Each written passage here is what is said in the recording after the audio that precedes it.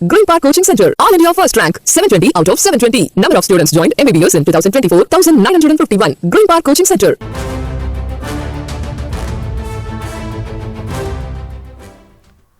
பாகிஸ்தான் வான்பரப்பை பயன்படுத்த இந்திய விமானம் கேட்ட அனுமதியை மறுத்திருக்கிறது பாகிஸ்தான்.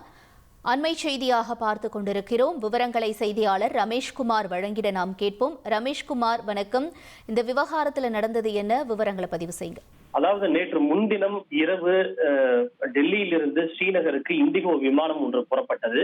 6E2142 என்கிற அந்த விமானம் பத்தான்கோட் அருகே சென்று கொண்டிருந்த போது திடீரென ஏற்பட்ட சூறை காற்று மற்றும் ஆலங்கட்டி மழையின் காரணமாக விமானம் கடுமையான கொந்தளிப்பை சந்தித்தது. அந்த காட்சியை நாம் நேற்றைய தினம் முழுக்க நாம் பார்த்தோம். குறிப்பாக இந்த விமானம் கடுமையாக குலுங்கியதால் பயணிகள் அச்சத்தில் உறைந்ததையும் பிரார்த்தனை செய்ததையும் நாம் பார்த்தோம்.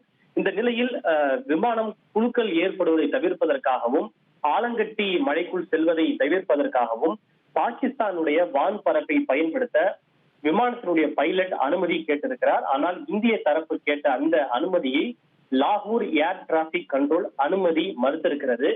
இதன் காரணமாக நீண்ட போராட்டத்திற்கு பிறகு பைலட்டுகள் தங்களுடைய சாதுர்த்தியம் காரணமாக விமானத்தை பத்திரமாக ஸ்ரீநகர் விமான நிலையத்தில் தரையிறக்கினர்.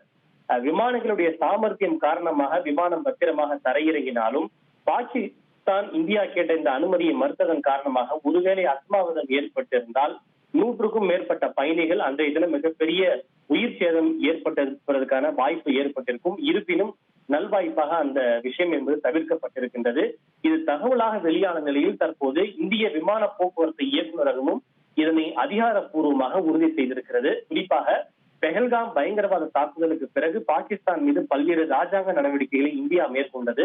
அதற்கு பதில் நடவடிக்கையாக இந்திய விமானங்களுக்கு பாகிஸ்தான் வான்பரப்பு மூடப்படுவதாக பாகிஸ்தான் அறிவித்திருந்தது. இருப்பினும் நேற்றைய முன்தினம் ஒரு இக்கட்டான ஒரு சூழல் ஏற்பட்ட நிலையில்தான் சிறிது நேரத்திற்கு மட்டும் பாகிஸ்தான் வான்பரப்பை பயன்படுத்த பைலட் அனுமதி கேட்டிருக்கிறார். ஆனால் இந்த அனுமதியை லாகூர் ஏர் டிராபிக் கண்ட்ரோல் என்பது மறுத்திருக்கிறது.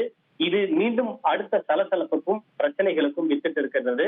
பாகிஸ்தான் ஒருபுறம் சிந்து நதியிலிருந்து நமக்கான நீரை வழங்க வேண்டும் என்று தொடர்ச்சியாக கோரி வரக்கூடிய நிலையில் ஒரு அவசர தேவைக்காக இந்தியா கேட்ட அனுமதியை பாகிஸ்தான் மறுத்திருப்பது என்பது அரசியல் அரங்கில் அதிர்வலைகளை ஏற்படுத்தி இருக்கிறது. இது தொடர்பாக விசாரணை நடத்தப்பட்டு வருவதாகவும் டிஜிசிஏ தெரிவித்திருக்கிறது.